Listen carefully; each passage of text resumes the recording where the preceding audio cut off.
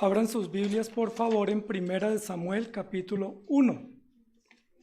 Continuamos en esta mañana nuestro estudio sobre la familia con sentido de misión. Jesucristo, arquitecto y fundador, o fundamento. Jesucristo es el fundamento de la familia, el fundamento de nuestra vida y la razón de nuestra esperanza. Y vamos a tener la Biblia abierta hoy en Primera de Samuel, capítulo 1. Hemos estado viendo, amados hermanos, varios modelos de familia. No sé con cuál ustedes se identifican mejor. Hasta ahora, de todas las familias, ¿ha habido alguna que diga esta se parece a la nuestra? ¿O muchas se parecen a las nuestras? No en lo perfecta, sino en las deficiencias. Nos hemos visto identificados. El libro de Samuel es un libro histórico muy importante porque comienza a narrar la historia de los sacerdotes, de los profetas y de los reyes de Israel. Y comienza en una coyuntura, y es la coyuntura de un sacerdote que está al servicio de Dios, que se llama Elí. Y yo quiero que ustedes abran su Biblia en el capítulo 1, versículos 22 y 23. Y vamos a tomar como base ese texto. Dice, pero Ana no subió, sino dijo a su marido, yo no subiré hasta que el niño sea destetado, para que lo lleve y sea presentado delante de Jehová, y se quede allá para siempre.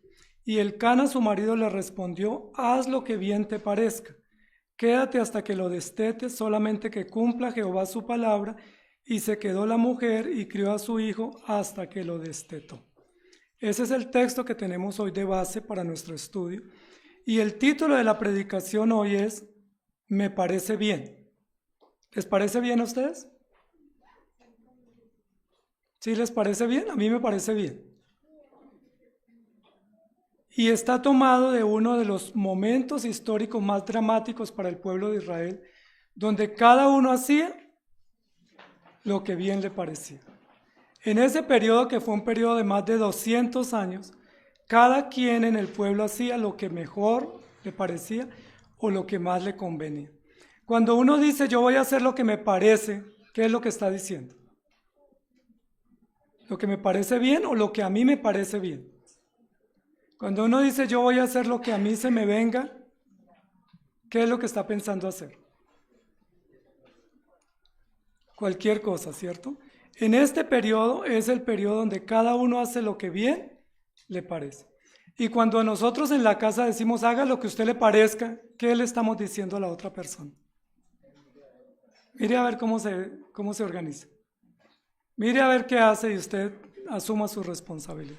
¿Alguna vez le han dicho así? Y si a usted le dicen haga lo que le parezca, ¿qué dice? Ah, bueno, me dieron licencia. Tengo licencia. En este periodo es un periodo oscuro para Israel y un periodo muy difícil. Y en ese periodo oscuro para Israel Dios nos va a contar una historia, y es la historia de una familia. Y es la historia de una familia muy interesante que hace parte de esta coyuntura para ayudar en la reconstrucción de la nación. Recordemos que la perspectiva de Dios para la familia es la perspectiva del reino. Mientras Dios está pensando en el reino, ¿nosotros en qué estamos pensando? En hacer lo que bien nos parezca. Y a veces nos va bien haciendo lo que nos parece, y entonces decimos, pues si funcionó y Dios no me estorbó, entonces esto es lo que hay que hacer. Vamos a ir al capítulo 1, versículo 1. ¿Cómo comienza la historia? Hubo un varón, o érase una vez, un varón de Ramataim de Sofín, del monte de Efraín, que se llamaba Elcana, hijo de Jeroán, hijo de Eliú, hijo de Toú, hijo de Sud, Efrateo. Estas son los antecedentes, la genealogía, la ascendencia de este hombre. Y el segundo versículo dice, y tenía él 2 mujeres, el nombre de una era Ana y el de la otra era Penina. Y Penina tenía hijos, mas Ana no los tenía. Ahí comienza el texto, introduciendo el libro, a decirnos que cada uno hacía lo que bien le parecía. ¿Qué estaba haciendo Elcana? ¿Qué fue lo que Elcana asumió como una opción libre y permitida? Tener 2 mujeres. Y tenía él 2 mujeres, describe sus nombres Y luego dice, y todos los años aquel varón subía de su ciudad para adorar y para ofrecer sacrificios a Jehová de los ejércitos en Silo, donde estaban los hijos de Elí, Ofni y Finés, sacerdotes de Jehová. Noten que todo el contexto de la historia es muy interesante. Este hombre era cristiano, ¿sí? Era temeroso de Dios. Era tan temeroso de Dios que iba con 2 mujeres a adorar al templo y llevaban todos los hijos. Y ellos iban a adorar a Dios y dice que iban al templo en Silo, donde estaban los hijos de Elí, que eran sacerdotes también. ¿Por qué la historia dice había un hombre con 2 mujeres e iban al templo? Y luego dice, y al templo donde iban era donde estaban los hijos del sacerdote Elí. ¿Qué conecta con esos datos? ¿Qué quieren decir todos esos datos? Los hijos de Elí hacían lo que bien les parecía. Y los feligreses que iban a la iglesia hacían lo que bien les parecía. Y todo estaba permitido. Ese hombre tenía 2 mujeres y no era un vecino que nos contaron la historia, sino que era un hombre miembro del templo que iba a adorar y era muy esforzado en su deseo de adorar y de ofrecer sacrificios a Jehová. Noten que dice todos los años subía. El trayecto que él debía correr o recorrer para ir de Ramá a Silo eran más o menos 24 kilómetros. No había transporte urbano, no había transporte fácil, tenían que ir caminando, eran básicamente 2 días de ida y 2 días de venida caminando con familia para ir a adorar al Señor. ¿Cómo les parece esta historia? ¿Está permitido todo lo que está sucediendo? ¿O está describiendo el texto una realidad donde cada uno hace lo que bien le parece? ¿Cómo les parece eso? ¿Les parece bien o les parece mal? Uno diría, pues si está mal, ¿por qué Dios no lo censura? Dios debía censurarlo. Pero esta historia no es una historia de censura, sino un relato coyuntural, un relato de transición para mostrarnos lo que acontecía, pero ya Dios ha censurado estas prácticas en otros lugares. Y cuando llegaba el día en que Elcana ofrecía sacrificio, daba a Penina su mujer y a todos sus hijos y a todas sus hijas, a cada uno una parte, pero a Ana daba una parte escogida, porque amaba a Ana, aunque Jehová no le había concedido tener hijos. Este dato es muy importante. ¿Cómo sabemos que Elcana amaba más a Ana que a Penina? ¿Cómo sabemos? ¿Qué dicen mujeres? Si hay 2 mujeres, ¿cómo sabe que su esposo la ama más a usted que a la otra? ¿Cómo saber? Pero amaba a Ana porque le daba una parte escogida. Lo primero que yo quiero que resaltemos es que en una época donde cada uno hace lo que bien le parece, pues es bien visto hacer lo que bien nos parece. No solo en las prácticas, sino en los principios, en las decisiones, y hacer lo que nos corresponde, lo que pensamos que corresponde, nos parece común. Pero a la par de hacer lo que bien nos parece, vamos al templo y adoramos a Dios. Es importante esto porque a pesar de que Elcana está obrando mal, Elcana no deja de ir al templo a adorar a Dios. No está permitido lo que él está haciendo, pero él está adorando a Dios. Sería peor que él dejara de congregarse por una razón justa de su condición. Sin embargo, él está obrando mal y la Biblia lo va a ratificar. Él está siendo polígamo, está abiertamente teniendo 2 mujeres y está abiertamente desafiando la autoridad diciendo yo hago lo que a mí me parece y pareciera que ese permiso se lo están dando los hijos de Elí. Si nosotros pasamos la página en el capítulo 2 del libro de Samuel, en el versículo 12 dice, estos son los pecados de los hijos de Elí. ¿Y cuáles eran los hijos de Elí? Ofni y Finés. ¿Y dónde estaban los hijos de Elí? En el templo. ¿Dónde los encontraba Elcana? En el templo. Entonces, noten, amados hermanos, que era una época difícil espiritual y moralmente para el pueblo, porque así como Elcana está obrando mal, los sacerdotes también están obrando mal. Y al obrar mal los sacerdotes pareciera que dan licencia o permiso para que todo el pueblo obre mal. Entonces cada uno hacía lo que bien le parecía. Elcana se había desviado y Elcana había tomado las ideologías del mundo y las prácticas del mundo para decir, esto está permitido, hagámoslo. Esto lo hacen los de mi pueblo, hagámoslo. Esto lo hacen los demás, yo lo puedo hacer. Normalmente nosotros cuando queremos justificar prácticas, no miramos la escritura, sino miramos lo que hacen los que están a nuestro alrededor. Cuando uno sabe que algo está mal y uno lo quiere hacer, uno no dice, vamos a ver qué dice la Biblia, sino vamos a ver cómo vivió mi abuelito, o a ver qué dijo mi papá, o qué dijo el vecino, o quiénes más lo hacen. Y si todos lo hacen, recuerdan la consigna de la ética situacional, a la tierra que fueres, haz lo que vieres. ¿Se acuerdan que así hizo Abraham cuando fue a Egipto? ¿Se acuerdan que así hizo Isaac también? A la tierra que fueres, haz lo que vieres. Amados hermanos, ¿y en qué sociedad nos movemos nosotros? ¿Cuál es el entorno de la sociedad en la cual nos movemos?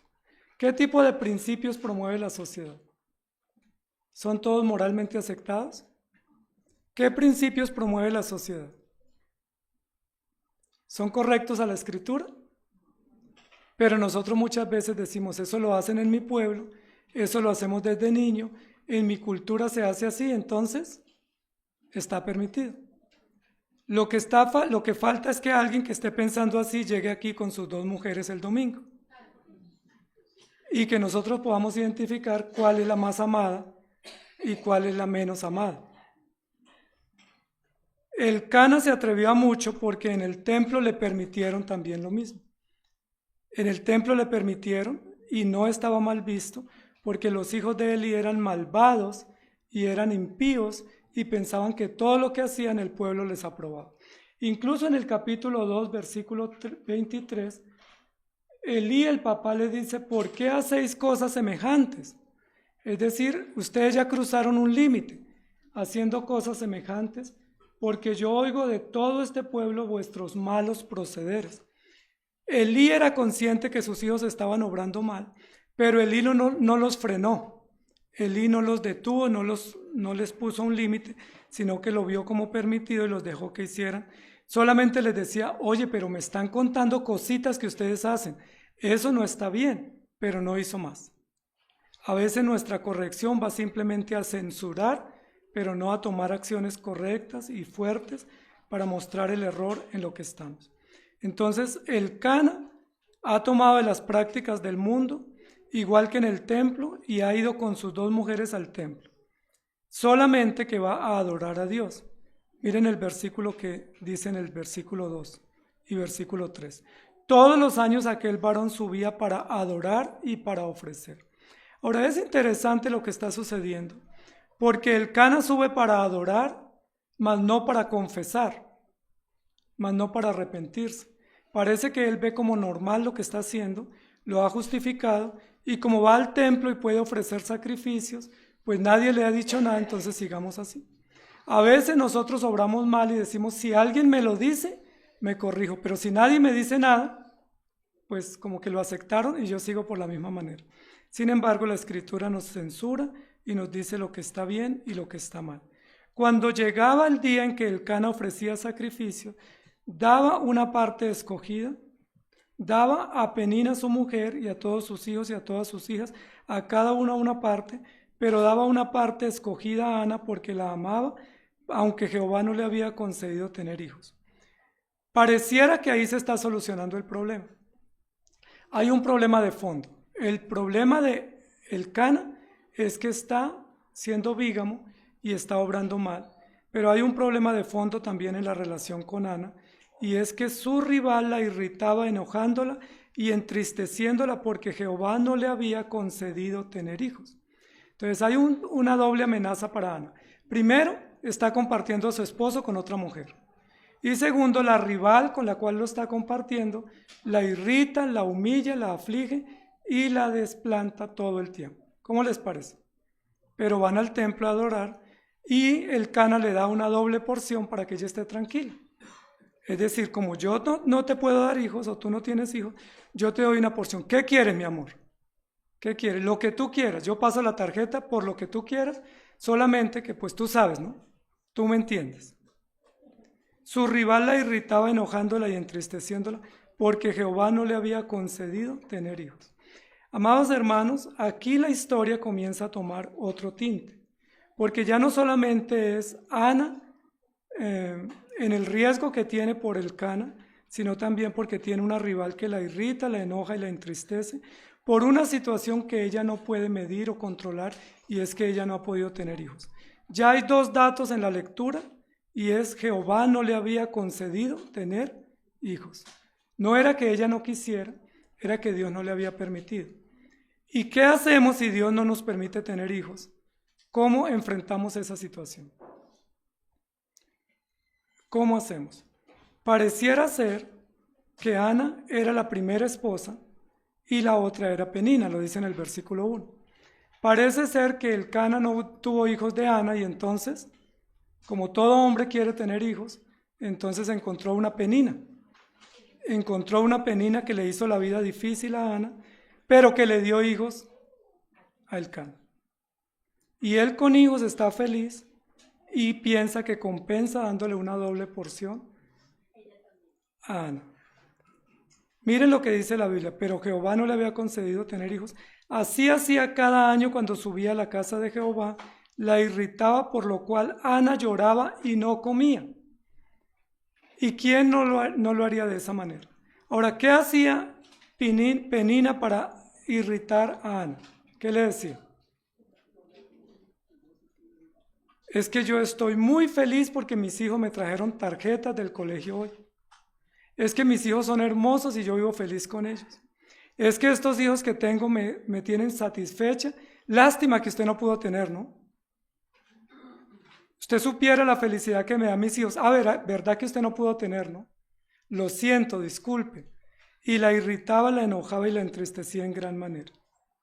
Y subía a la casa y ella lloraba y no comía. Pero Elcana, su marido, le dijo: Ana, ¿por qué lloras? Oye, los hombres nunca sabemos por qué las mujeres lloran. ¿Por qué no comes? ¿Por qué está afligido tu corazón? ¿No te soy yo mejor que 10 hijos? Es decir, además de que le puso otra mujer, sobrado, ¿sí? Fanfarrón, sobrado, diciéndole: bástate con que yo te soy mejor que 10 hijos y con que yo te doy una doble porción. La historia tiene unos visos muy interesantes de maldad, de daño, de traición y de aflicción, con la anuencia de que Elcana permite que la rival irrite a Ana todo el tiempo por una condición que ella no puede controlar, y es que no puede tener hijos. ¿Por qué lloras? ¿Valía la pena que Ana llorara o no? ¿Ustedes creen que el llanto de Ana era justo o era un llanto para manipular? ¿Era un llanto para llamar la atención? ¿Ustedes qué opinan? Porque a veces hay llantos para llamar la atención, pero este no era por eso, era porque la irritaba, la afligía y la humillaba todo el tiempo. Y eso hacía que ella no comiera y que estuviera triste y afligido su corazón. Pero que Elcana le pregunte, ¿está permitido? ¿Es sabio que Elcana le pregunte por qué no comes? Esfuérzate y te come la porción doble que yo te di hoy. Esfuérzate que ahí te puse una porción especial, la que te gusta, y no le preste atención a su rival, porque yo soy mejor para ti que 10 hijos. ¿Eso satisface a una mujer? ¿Eso quita el pecado y la falta? Ahora, ¿qué era lo que estaba haciendo Elcana? Lo que bien le parecía. ¿Pero qué estaba también permitiendo Ana? ¿Y qué estaba permitiendo Penina? Amados hermanos, ¿saben qué significa el nombre Elcana? Mi proveedor o mi provisión. Y Elcana se tomó muy a pecho pensando que él era la provisión que él podía darle a Ana, es decir, ¿no soy suficiente yo que otra cosa? Bástate que yo te soy suficiente, yo te soy mejor que 10 hijos. Era como un poco sobrado, ¿cierto? Como un poco fanfarrón, diciendo: yo soy mejor que 10 hijos. Y se levantó Ana después que hubo comido y bebido en Silo, mientras el sacerdote Elí estaba sentado en una silla junto al pilar del templo de Jehová. Amados hermanos, ¿Elcana está solucionando el problema o lo está empeorando? Lo está empeorando, incluso está justificando, incluso está censurando a Ana, diciéndole: pero eso es, deja de llorar, deja tanta lloradera, no es para tanto. Ahí está Penina, si quiere que le ayude con algo. O si quiere, pídale ayuda a los hijos de Penina, que son como suyos. O esos hijos de Penina son míos, pues ¿por qué no los disfruta como si fueran suyos? Pero él no está solucionando el problema. ¿Y qué está aprovechando Penina todo el tiempo?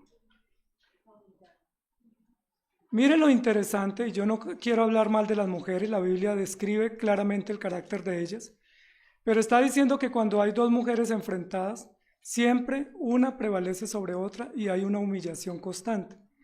Aquí lo que está diciendo es que esta rival, que fue la segunda o la otra, como lo dice en el primer texto, la irritaba enojándola y entristeciéndola, al punto de causarle tanta aflicción y amargura que ella no comía y estaba afligido su corazón. Es decir, esta rival sabía el punto exacto donde podía afectar a su compañera o a su rival. Y eso es muy interesante, porque mientras Elcana no sabía por qué lloraba, Penina sí sabía por qué lloraba su rival. Mientras Elcana no sabía por qué Ana no comía y no le provocaba ese manjar apetitoso que él le preparó, Penina sí sabía. Mientras Elcana no sabía por qué estaba afligido el corazón de la otra, Penina sí lo sabía. Y esto es muy importante, amados hermanos, porque normalmente las rivales llegan por el lado de la esposa. Normalmente las rivales llegan por el lado de la esposa porque saben exactamente qué es lo que necesita su contrincante. Y muchas veces la rival llega diciendo, ¿cómo es su esposo? O atienda a su esposo, o cuida a su esposo, o preocúpese por su esposo, pero a veces lo que está diciéndole es, si usted se descuida, yo se lo cuido. Si usted se descuida, yo lo atiendo. Y como él es un dormido que no sabe ni por qué usted llora, ni qué siente, ni qué le aflige, pues yo puedo aprovechar. Y efectivamente todo eso está sucediendo. Por eso el texto continúa diciendo, y se levantó Ana. Noten que está después de la premisa de la pregunta que le plantea Elcana. ¿No te soy yo mejor que 10 hijos? ¿Qué esperaba Elcana que le respondiera a Ana? Pues por supuesto, mi vida, tú eres todo para mí. Tú eres mi proveedor, tú me satisfaces, en ti estoy completa y no me hace falta nada. Pero no le respondió eso a Ana. Es decir, Ana quedó afligida y sin respuesta y se levantó y se fue para el templo. Se levantó Ana después que hubo comido y bebido en Silo, y mientras el sacerdote Elí estaba sentado en una silla junto a un pilar del templo de Jehová, ella con amargura de alma oró a Jehová y lloró abundantemente. ¿Por qué no lloró delante de Elcana? Porque Elcana le dijo, pero usted ¿por qué llora? Deja de llorar tanto. No es para tanto. ¿Dónde fue a llorar? Al templo. ¿Y quién la estaba observando? Elí la estaba observando. Elí la estaba observando. Ella oró delante de Jehová. Noten, amados hermanos, que aunque cada uno hace lo que bien le parece, y Ana también está haciendo lo que bien le parece, de alguna manera está teniendo una actitud piadosa distinta y es orar. Fue al templo a orar. Ella pudo haberse agarrado a pelear con Penina. Ella pudo haber echado a Penina. ¿Recuerda que Sara hizo eso? Cuando tenían a Agar en la casa y estaba Ismael creciendo, dice la Biblia que Agar también despreció a Sara. ¿Y qué hizo Sara? ¿Qué le dijo Sara a Abraham? O la echa o se va usted. ¿Y qué dijo Abraham? Pues prefiero echar a Agar y yo me quedo. Pero ahora Ana no hizo eso, no le dijo a Elcana, pues que se vaya Penina, sino dijo, me voy al templo a orar. E hizo voto diciendo, Jehová de los ejércitos, si te dignares mirar a la aflicción de tu sierva, y te acordares de mí y no te olvidares de tu sierva, sino que dieres a tu sierva un hijo varón, yo lo dedicaré a Jehová todos los días de su vida, y no pasará navaja sobre su cabeza. Esa fue la petición o el voto o la oración que elevó Ana en el templo con un corazón afligido. Noten, amados hermanos, lo que dice el versículo número 9. Ella, con amargura de espíritu, oró a Jehová y lloró abundantemente. ¿Qué significa orar y llorar con amargura de espíritu? Con una profunda aflicción, con una profunda amargura, dolor, preocupación y necesidad, y lloró abundantemente e hizo voto a Jehová. ¿Cuál fue el voto que hizo Ana? Si Dios me da un hijo, voy a mostrárselo a Penina y le voy a decir, mira, yo también pude tener un hijo. Si yo tengo un hijo, Penina va a quedar sin argumentos contra mí y voy a poder defenderme. ¿Qué fue lo que dijo ella? Si Dios me da un hijo. Ahora, ¿por qué no habla Ana en lenguaje inclusivo? Si Dios nos da un hijo, ¿era que el hijo lo podía tener ella sola sin el Cana? Ella se levantó, fue sola, oró sola, hizo un voto sola y dijo, si Dios se acordare de mí, yo tendré un hijo, yo lo dedicaré a Jehová y haré un voto para que él sea nazareno, y no pasará navaja sobre su cabeza. Mientras ella oraba largamente delante de Jehová, Elí estaba observando la boca de ella. ¿Elí quién era? ¿Recuerdan? El sacerdote que no detuvo a sus hijos en el pecado, sino que los dejó que hicieran lo que bien les parecía.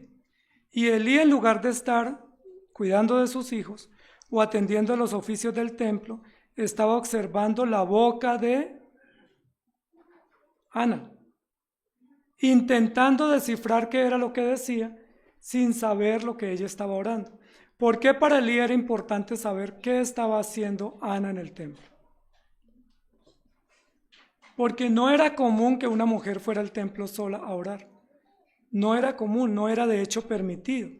Pero como cada uno hacía lo que bien le parecía, ella pudo entrar al templo sola, ella pudo orar sola, pero Elí está ahí al acecho, mirando qué era lo que ella hacía. Mientras ella oraba, él observaba, pero Ana hablaba en su corazón y solamente se movían sus labios y su voz no se oía, y Elí la tuvo por ebria. Miren lo interesante. Quiero saber qué es lo que está orando porque esta señora algo se lleva entre manos. Quiero saber.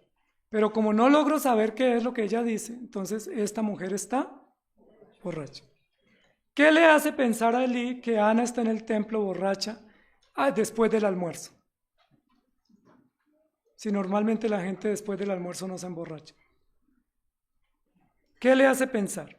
Que en el templo cada uno hace lo que bien le parece. Si el Cana va con 2 mujeres y los hijos de Elí pueden ministrar, pues también Ana puede ir borracha al templo, ¿o no? Está ebria. Entonces le dijo Elí, ¿hasta cuándo estarás ebria? No solo lo pensó, sino que lo afirmó. Y le plantea una pregunta, ¿hasta cuándo estarás ebria? Digiere tu vino. Es decir, si quieres venir al templo, deja que te pase el guayabo y luego vienes. Deja que te pase la borrachera y luego vienes.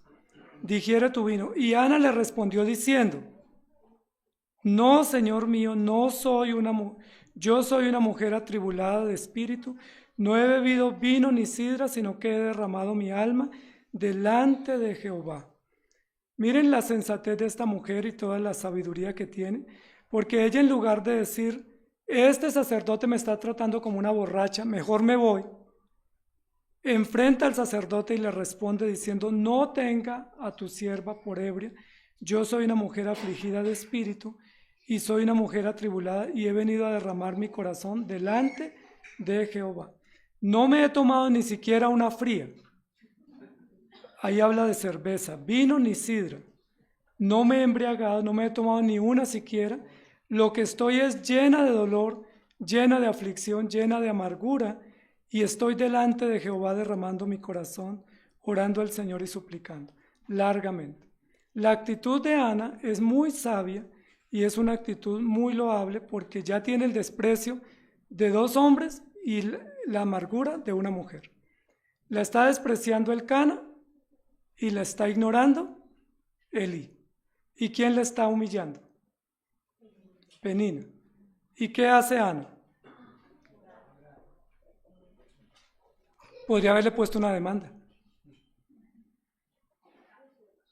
Podría haberse alejado del templo.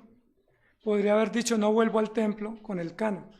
Podría haber dicho, no vuelvo a orar porque me está yendo mal. Pero ella toma una actitud sabia y una actitud con una perspectiva correcta y dice, no tengas a tu sierva por una mujer impía, porque por la magnitud de mis congojas y de mi aflicción he hablado hasta ahora. Noten, amados hermanos, que Elí era el que debía haber hablado así con Ana. Era Elí el que debiera haberle dicho, ¿qué haces aquí? ¿Por qué estás sola? ¿En qué te puedo ayudar? ¿Dónde está tu esposo? ¿Qué pasó? ¿Qué te acontece?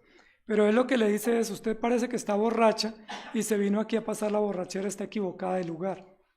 Y ella le responde, no señor, no soy una mujer impía, tengo muchas aflicciones, tengo muchas congojas y vine aquí a orar delante del Señor.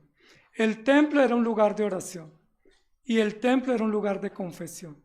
Lo que no había hecho Elcana por años lo está haciendo Ana, venir al templo a orar, venir a confesar y a pedir ayuda y a suplicar que el Señor la auxilie. Entonces Elí, el sacerdote, ¿qué le dijo? Versículo 17. Elí le respondió y dijo, ve en paz y el Dios de Israel te otorgue la petición que le has hecho. Noten que por primera vez en todo este pasaje aparece la mención, el Dios de Israel. ¿Qué menciones habían aparecido sobre Dios? Jehová de los ejércitos, Jehová, pero aparece por primera vez Jehová, el Dios de Israel. Que Jehová, el Dios de Israel, te otorgue la petición. ¿Por qué es importante la mención el Dios de Israel en este pasaje? ¿Por qué es llamativa? ¿Recuerdan cuando Ruth tuvo un hijo y las mujeres que decían a Noemí, loado sea al Dios de Israel que ha hecho que no faltase hoy pariente en Israel cuyo nombre será celebrado? Aquí ahora se está diciendo, el Dios de Israel te conceda la petición. De alguna manera lo que le está diciendo Elí es que la petición que tú estás haciendo te la conceda el Dios de Israel para bendecir a Israel, no para bendecir a una mujer afligida. Otra perspectiva interesante. La petición de Ana es, yo no quiero seguir siendo una mujer afligida. Si Dios me da un hijo, salgo de mi aflicción, aunque ese hijo lo consagre al Señor. Pero Elí le dice, que el Dios de Israel te otorgue la petición que le has hecho. Es decir, que ese hijo no sea para usted, sino que sea para Israel y para traer esperanza a la nación. Y efectivamente, Ana tuvo un hijo que se llamó Samuel, que fue el primer sacerdote y el que ungió a los dos primeros reyes de Israel, a Saúl y a David. Y miren lo que dice el versículo 12. Y ella halló gracia. Ella dijo, halle tu sierva gracia delante de tus ojos, y se fue la mujer por su camino, y comió, y no estuvo más triste. Y levantándose de mañana, adoraron delante de Jehová, y volvieron, y fueron a su casa en Ramá, y Elcana se llegó a Ana su mujer, y Jehová se acordó de ella. Noten lo interesante, parece ser que Ana no le contó a Elcana lo que había hecho. La Biblia no registra que le contó, simplemente que fue a la casa, luego se levantaron al otro día, volvieron al templo, adoraron a Dios, luego se fueron para la casa y Elcana, muy fiel, cumplió la tarea.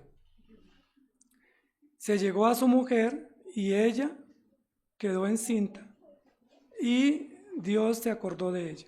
Aconteció que al cumplirse el tiempo después de haber concebido, Ana dio a luz un hijo y le puso por nombre Samuel. Otra vez está actuando sola, diciendo por cuanto lo pedía Jehová. Después subió el varón Elcana con toda su familia para ofrecer a Jehová el sacrificio acostumbrado y su voto.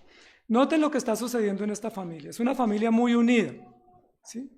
Es una familia donde cada uno hace lo que quiere, donde cada uno hace sin consultar, donde Ana toma decisiones, donde Elcana toma acciones, donde están afligidos, tristes, desunidos, pero están subiendo al templo todos los años a orar. Lo que los une es el templo. Elcana subió con toda su familia para ofrecer a Jehová el sacrificio acostumbrado y su voto, y cuando estaba listándose para ir, Ana no se estaba listando, y entonces le dijo, Ana, ¿qué pasa? Ya nos vamos. ¿Y qué le dijo Ana? Yo este año no voy a subir, yo no voy a ir al templo. Y miren lo que dice a su marido, yo no subiré hasta que el niño sea destetado, para que lo lleve y sea presentado delante de Jehová y se quede allá para siempre. Parece ser que todo esto apenas le está informando Ana a Elcana de la decisión. Como yo ya tuve un hijo, ya no voy a ir al templo, voy a esperar hasta que lo destete. ¿Saben cuántos años más o menos era ese tiempo? En esa época las mujeres no los destetaban a los 6 meses o al año. Esa época era más o menos a los 7 años que los destetaban. Entonces, ¿cuántos años Ana no iba a subir con el Cana al templo? ¿Quién tomó esa decisión? ¿Con quién la consultó? ¿Quién le aprobó? Él le dijo, miren lo que dice el versículo 23, y el Cana, su marido, le respondió. Bonito, ¿cierto? Igual si no le hubiera dicho, ella no iba a subir. Haga lo que bien le parezca, quédate hasta que lo destete, solamente que cumpla a Jehová su palabra. Y se quedó la mujer y crió a su hijo hasta que lo destetó. Después que lo hubo destetado, lo llevó consigo con 3 becerros, un efa de harina y una vasija de vino, y lo trajo a la casa de Jehová en Silo, y el niño era pequeño. ¿Quién hizo todo eso? Muy bien, ¿cómo les parece la historia? Y matando el becerro trajeron el niño a Elí, y ella dijo, Señor mío, vive tu alma, Señor mío, yo soy aquella mujer que estuvo orando junto a ti. Por este niño oraba y Jehová me dio lo que pedí. Yo pues lo dedico también a Jehová todos los días que viva, será de Jehová. Y adoró allí a Jehová. ¿Dónde hay una participación mancomunada del esposo en esas acciones? ¿A quién le correspondía todas esas acciones? Al Cana. ¿Por qué el Cana no está presente? Porque el Cana está haciendo una doble porción para darle, porque la ama mucho. Y Ana está muy amada por su esposo, muy bendecida, porque la ha dejado libre para hacer lo que quiera. Pero ella está tomando acciones que, si bien son providentes y si bien son útiles para desarrollar a Israel y para traer esperanza, no era el orden que Dios había establecido. Todo ese orden estaba establecido en cabeza de el Cana. Pero el Cana, desde que tomó 2 mujeres, le dejó vía libre a Ana para que ella hiciera lo que bien le parecía. Y eso sucede siempre que hay este tipo de acción.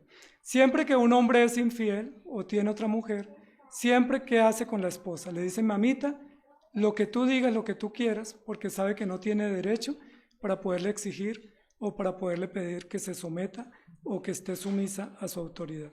Entonces dice, ella hizo todo esto. Incluso fue al templo y le dijo, yo fui la que vine a orar. Posiblemente ahí se enteró el Cana que ella había ido al templo a orar. Posiblemente ahí se enteró que el sacerdote de Elí la había visto y la había juzgado, y ella le dice, yo soy esa mujer que estuvo aquí junto a ti orando a Jehová. Por este niño oraba y Jehová me dio lo que le pedí. Noten, amados hermanos, ese lenguaje que es un lenguaje individual, egoísta. Yo, mí, mío, tú, él, y ese lenguaje muchas veces lo tenemos en familia. No sé si en su casa, pero muchas veces el lenguaje en la casa es mío, o yo, o tuyo, pero no podemos hablar como nuestro, o nuestro hogar, o nuestra familia. Y eso está sucediendo en esta familia, porque cada uno hace lo que bien le parece. Si bien es cierto, el hijo va a ser una bendición, sería mucho más bendición que viniera de un hogar organizado y de un hogar donde están trabajando unidos, sin acciones contrarias para contrariar la voluntad del Señor. Cuando vamos al capítulo 2, vayan por favor, dice, y Ana oró y dijo, segunda oportunidad que Ana está orando, mi corazón se regocija en Jehová, mi poder se exalta en Jehová, mi boca se ensanchó sobre mis enemigos, por cuanto me alegré en tu salvación. Ella sigue presentando un salmo como si fuera sola, y sigue orando como si todo ella lo hubiera recibido sola. Pareciera ser que el Cana no se vincula o no se compromete con estas acciones. O parece ser que Ana no lo hace partícipe de esas acciones que serían responsabilidad de él. El líder espiritual en la casa, en el hogar, es el hombre. El líder del hogar es el hombre, y el líder en la iglesia también es el hombre. Y la mujer es una ayuda idónea que está presta para ayudar, para socorrer, para auxiliar y para contar lo que está sucediendo y para buscar ayuda. Sin embargo, aquí ella está nuevamente en el templo orando y diciendo, oró a Jehová diciendo, mi corazón se regocija. Pero miramos lo que ella dice. No hay santo como Jehová, porque no hay ninguno fuera de ti, y no hay refugio como el Dios nuestro. No multipliquéis palabras de grandeza y altanería, cesen las palabras arrogantes de vuestra boca, porque el Dios de todo saber es Jehová, y a él le toca el pesar las acciones. De alguna manera lo que está diciendo Ana es que Dios tome venganza por todo el mal que le han causado a ella y por todo el mal que se ha causado en Israel. Ella está pidiendo venganza. Cesen las palabras altaneras y cesen las palabras arrogantes, y que Jehová pese, es decir, que Dios se lo pague, que Dios le pague a Penina por lo que hizo, y que Dios le pague a Elcana por lo que hizo, y que Dios le pague a Elí por lo que hizo. Y continúa diciendo: los arcos de los fuertes fueron quebrados, y los débiles se ciñeron de poder, los saciados se alquilaron por pan, y los hambrientos dejaron de tener hambre. Hasta la estéril ha dado a luz 7, y la que tenía muchos hijos languidece. ¿Cuántos hijos es que dijo Elcana que él reemplazaba? Yo te soy mejor que 10 hijos. ¿Y ahora qué dice la oración? La estéril ha dado a luz 7. ¿Sabe cuántos hijos tuvo Ana? 6. Seguro está sumando Elcana. Tuvo 6 hijos con Samuel, pero ella está diciendo: la estéril ha dado a luz 7 hijos. Noten que la mención 7 tiene que ver con un número muy usado en varios lugares de la Escritura para referirse a la provisión perfecta de Dios. Es decir, lo que Dios da es perfecto y es la provisión completa. Y así fuera 1 o fuera 5 o 7, lo que ella tiene es la provisión perfecta para poder enfrentar su aflicción. ¿Se acuerdan qué le decían las mujeres a Noemí sobre Ruth? Ella te es mejor que ¿cuántos hijos? ¿Mejor que cuántos hijos? Mejor que 7 hijos. En Ruth, las mujeres decían a Noemí: ella es mejor que 7 hijos. ¿Y ahora qué dice el Salmo? Que Dios es mejor para Ana que 7 hijos, y que la que tenía muchos languidece porque no tiene cómo humillarla y porque fue totalmente derrotada. Jehová mata y él da vida, él hace descender al Seol y hace subir. Jehová empobrece y él enriquece, abate y enaltece. Él levanta del polvo al pobre y del muladar exalta al menesteroso, para hacerle sentar con príncipes y heredar un sitio de honor. Porque de Jehová son las columnas de la tierra, y él afirmó sobre ellas el mundo. Él guarda los pies de sus santos, mas los impíos perecen en tiniebla. Porque nadie será fuerte por su propia fuerza, delante de Jehová serán quebrantados sus adversarios, y sobre ellos tronará desde los cielos. Jehová juzgará los confines de la tierra, y dará poder a su rey, y exaltará el poderío de su ungido. Y Elcana se volvió a su casa en Ramá, y el niño ministraba a Jehová delante del sacerdote Eli. ¿Cuál es la única mención a Elcana en este salmo? Versículo 11. ¿Cuál es la única mención? ¿Cuál es la función? ¿Cuál es el liderazgo de Elcana? Irse para la casa. Miren lo interesante. Elcana ejerce un liderazgo extraordinario para tener 2 mujeres, pero un liderazgo muy frágil espiritualmente para liderar su hogar, porque va al templo para que Ana ore, pero él no ora. Va al templo a comer y a beber, pero no ora, mientras Ana ora. Y ahora que ella está dedicando al hijo, ella ora, hace un salmo extraordinario inspirado, y Elcana se volvió a su casa en Ramá. ¿Qué mención más fría, más calculada y más incipiente para describir la vida de un líder?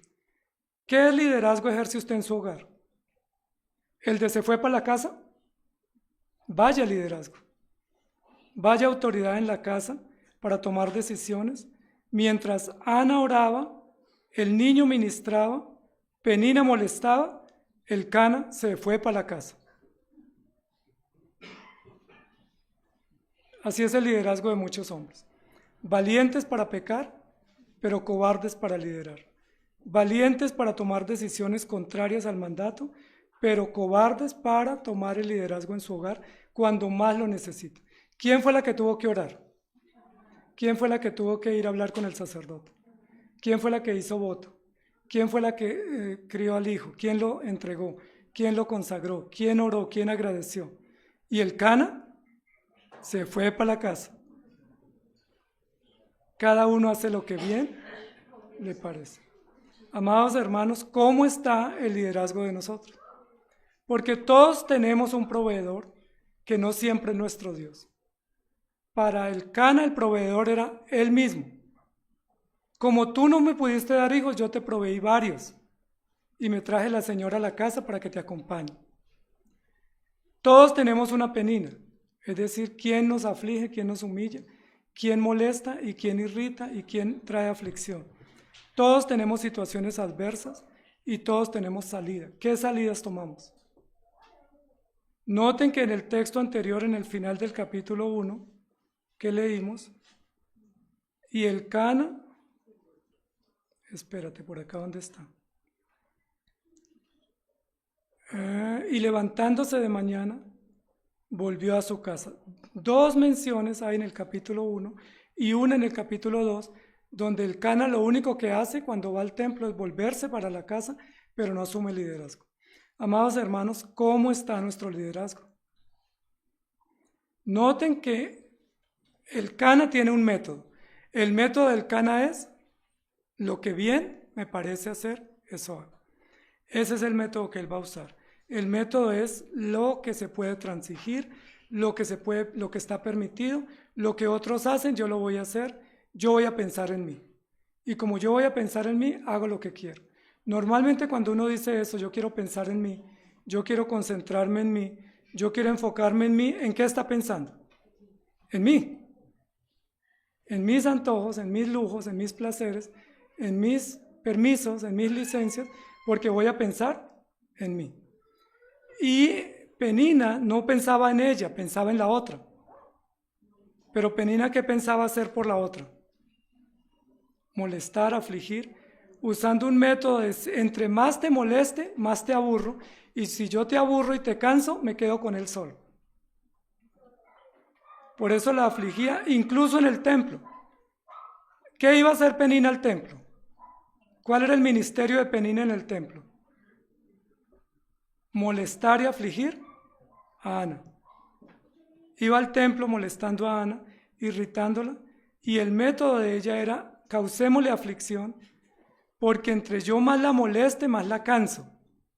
Hay personas que piensan que si molestan a alguien y lo cansan, lo sacan corriendo. Pero ese método que usó Penina no le funcionó, porque Ana, en lugar de enfrentarse con Penina, se fue al templo a orar y pidió a Dios que la consolara y la respaldara, y le hizo una promesa. Y esa promesa es: si tú me das un hijo, yo te lo consagro. Y efectivamente ella cumplió el mandato, y ese hijo terminó siendo una gran bendición para Israel. Amados hermanos, de alguna manera Ana no se benefició de su hijo. ¿Quién se benefició de ese hijo? Toda una nación, el Dios de Israel, todo el pueblo, igual como sucedió con el hijo de Noemí. Obed fue un hijo para el pueblo de Israel, y este hijo, que es Samuel, es un hijo para el pueblo de Israel. ¿Qué hacen ustedes cuando están afligidos, amados hermanos? ¿Qué hacen cuando tienen amargura? ¿Qué hacen cuando están decaídos? ¿O cuando alguien los incomoda, los molesta? ¿Qué hacen? ¿Le ponen la otra en la mejilla? ¿Qué hacemos? Podemos enfrentarnos, podemos afligirnos, podemos desistir o podemos orar. ¿Cuál es el recurso más posible que podemos usar? El más fiel, el más sabio. Orar. Ana pudo enfrentarse con el Cana. ¿Qué hubiera logrado? Que se fuera para la casa. Apenas le hubiera hecho un reclamo.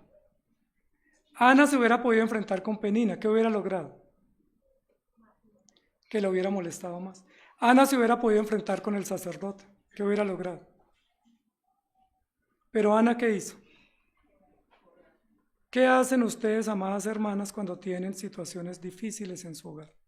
Posiblemente producidas o propiciadas por sus propios esposos. ¿Qué hacen? ¿Publican estados? ¿O van al templo a orar? Yo no me dejo, o van al templo a orar. Yo hago lo mismo, me dio vía libre, entonces yo hago lo mismo. Él la embarró, yo también la embarro, o van a orar. ¿Qué hacemos, amados hermanos? Porque cuando cada uno hace lo que bien le parece, tenemos una posibilidad grande de opciones, pero cuando hacemos lo correcto es ir a Dios y orar, derramar nuestro corazón delante de Él. En lugar de seguir siendo irritados e injuriados y juzgados, en lugar de seguir siendo despreciados o humillados, ir al templo a orar y pedirle al Señor. Amados hermanos, otra vez en esta historia se muestra que los hijos son parte del propósito del pacto y que los hijos juegan un papel muy importante en la historia de la redención. Gracias a Dios por los hijos, gracias a Dios por los padres y gracias a Dios por esa bendición tan grande de darnos hijos para que sirvan en el templo y para que sean útiles al Señor. Sin embargo, los hijos en hogares o padres que no son piadosos corren mucho peligro. Cuando uno mira el capítulo 2 de Samuel, ve que Elí no hizo nada para estorbar a sus hijos y tuvo unas consecuencias fatales para todo Israel.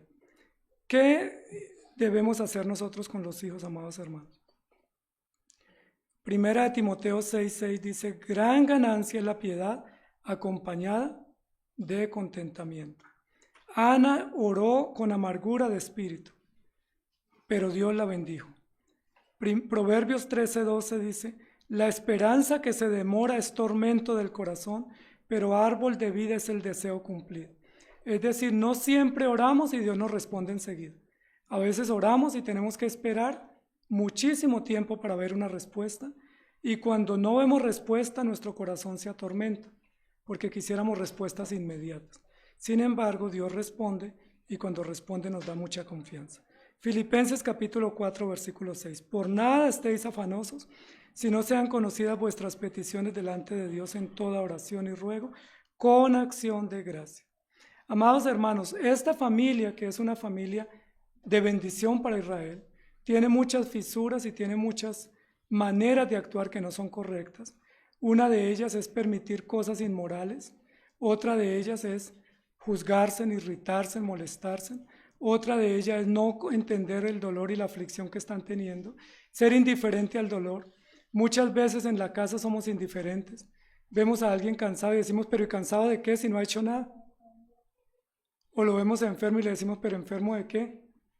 Yo no veo que esté enfermo. O lo vemos desanimado y decimos, pero ¿desanimado por qué? Y no consideramos que hay grandes retos, que todos tenemos grandes retos y grandes situaciones de aflicción y que todos necesitamos ser escuchados y atendidos. Pero como no somos escuchados muchas veces, ¿quién es el que siempre nos escucha? Si no nos escuchan en casa, si nos dicen por qué lloran, por qué te quejas, si no hay otra solución, siempre la solución perfecta y la fuente perfecta se llama Jesucristo. Ir al templo a orar largamente, doblar rodillas y orar largamente, siempre será una mejor salida, incluso para dar testimonio después a futuro, decir, yo fui esa persona que vine a orar y Dios me dio lo que le pedí. ¿Les ha respondido Dios sus peticiones? ¿Quién nunca nos las responde? Los del Cana no responden petición, porque ellos creen que son la misma provisión. Los Elí tampoco responden, pero Dios responde.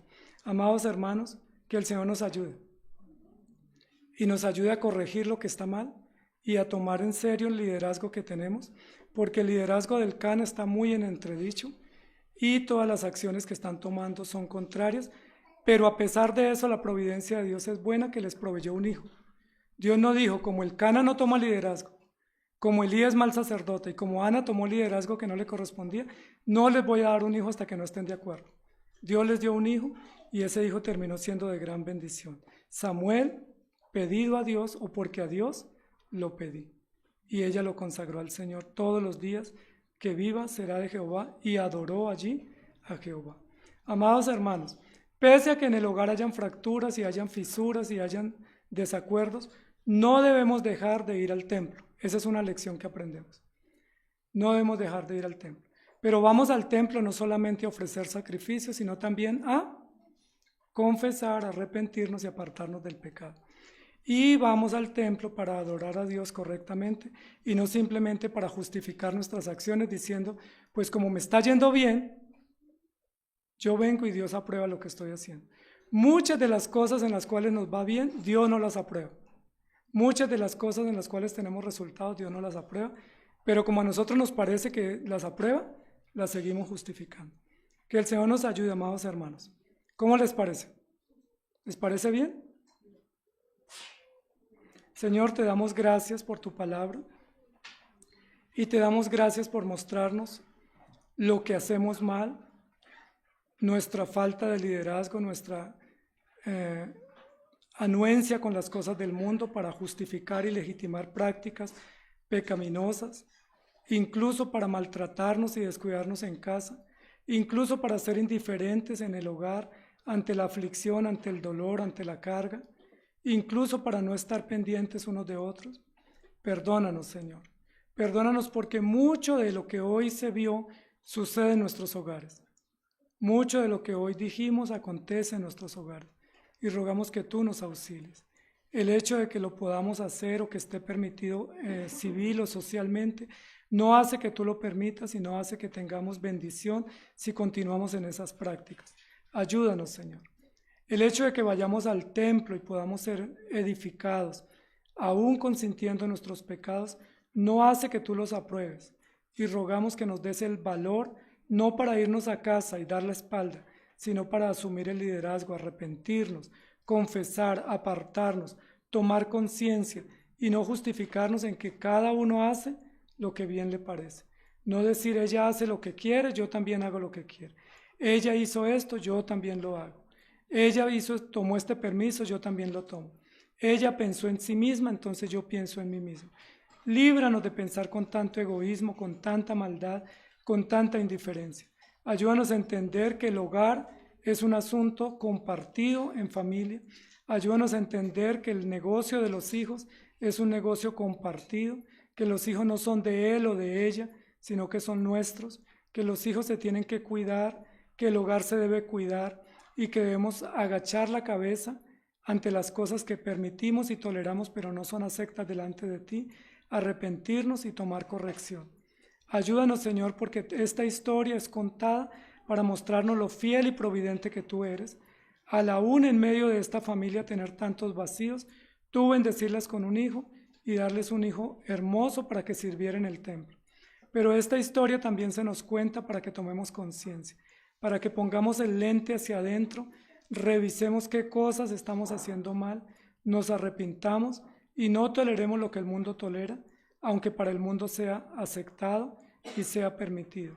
Ayúdanos, Señor, por favor, te lo pedimos, a tener la perspectiva correcta. Y llévanos a Cristo, Señor, porque cuando vamos a Cristo, derramamos nuestro corazón delante de Él, entendemos que no es nuestro honor el que vale, que no es nuestra dignidad la que vale, que no es nuestro fruto el que vale, sino que lo que vale es que tú nos des la dignidad a través de tu gracia y perfección, que a través de Jesucristo nos satisfagas y que es a través de Jesucristo que tú nos haces plenos y como mejor que si tuviéramos 7 hijos, mejor que si tuviéramos esposo o esposa. Tú nos satisfaces plenamente porque es Cristo la fuente de nuestra vida y la razón de nuestra felicidad. Te adoramos y te agradecemos y rogamos tu guía en el nombre del Señor Jesús. Amén. Que el Señor les bendiga, amados hermanos.